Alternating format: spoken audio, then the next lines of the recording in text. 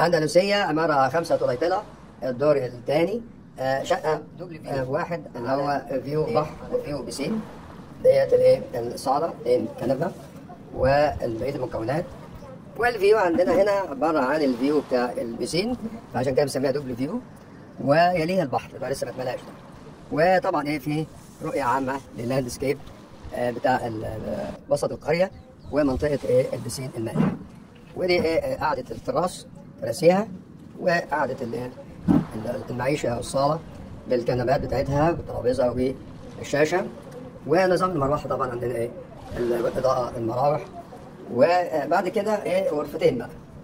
غرفة اللي هي واحد اللي هي سريرين ولها شباك له مطل على اللاندسكيب والبحر طبعا برضه له فيو بحري. وبعد كده في الايه دولاب، والكونة الخلفية اللي هي اساسا المنشر لكنها قاعدة ايضا وترى البحر من على بعد. دي الغرفة الاولى.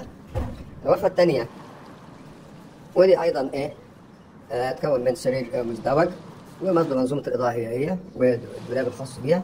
ثم وحدة المطبخ، الثلاجة الخاصة، البوتاجاز ومكونات المطبخ الباقية، والحمام ومكوناته المعتادة بالسخان وبقية مكونات المطبخ.